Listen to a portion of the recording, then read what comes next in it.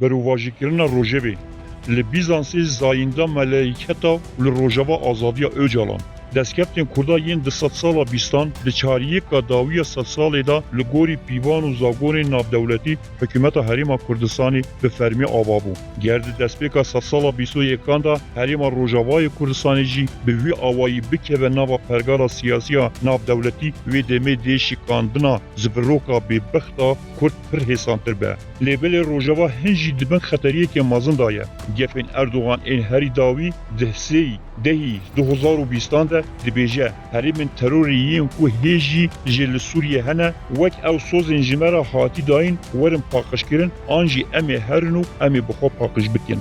Nirxandina Wezîrê Derveyê Rûsyayê Lavrov ya li ser Rojava di ber Rojava pirzgirêka Kurd biteke. Ev hemû daxuyanî dide xuyakirin ku Kurd wê hêşta dê li rojên tarî û dijwar da derbas bibin. An ku tiştek bi dawî nebûye û her tişt dikare ji nû ve dest pê bike.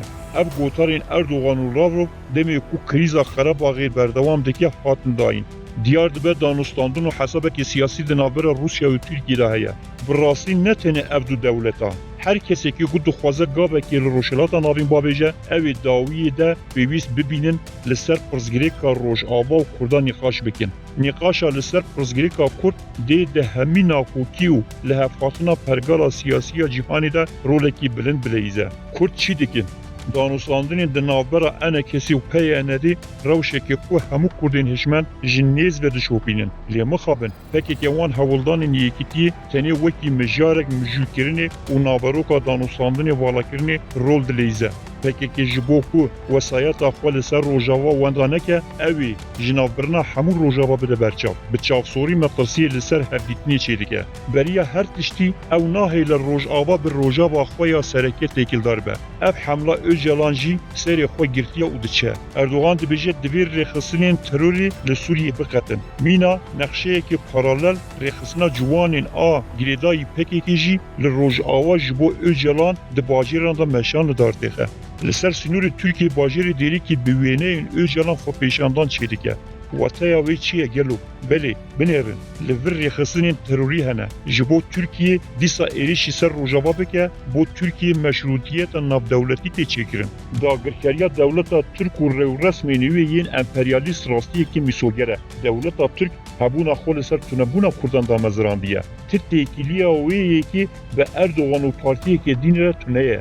Ev yek bi reqemsiriyên hebûna siyaseta dewleta Tirkiyê ve girêdayî ye. Ev dagirkeriya qedîm ne ew qasis de ku bi sloganê bijî ve têk biçe.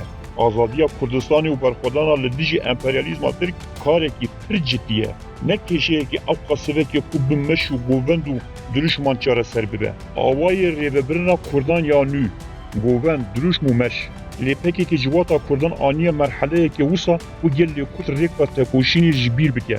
Tekoşîn çi ye û ew ji bo çi tekoşîn dikin? Ew argûmanên navdar ku civak pê tê îdarekirin wekî seks, werziş û huner ol. PKK şûna va tişta tiştê nû xulqandine. Wekî govend, meş, dirûşm û şehîd. Girseya PKK li ser wan çar argûmanan serekê dimeşe. Kesê ku trilyan dide û dirûşmeyan diqîre we dizane ku wan dewleta Tirkiye ji nav biriye. We difikirin ku dê Kurdistanê bi dirûşmeyekî were damezirandin. Ciwan û keçên li Rojava bi coşa ku ji mal û malbatên xwe azad dibin û dirûşma qîr dikin û govendê digirin. PKK jî bi zanebûn wê yekî wek şoreşekê mezin nîşan dide. Lê bilê ev enerjiya girseyî bê watir tê valakirin û ji bo kanalên PKK dixwaze diherike. Wekî din bi gotina bijî Öcalan qasî misqalekî mifa nade Rojava. Li Efrînê bi hezaran kes bi heman dirûşma qêriyan. Lê ew ji bo rizgarkirina Efrînê têrê nekir. Qeşeyên Bîzansiya dema ku Stenbol hatî dorpêçkirin li ser zayenda meliyaketa nîqaş dikir.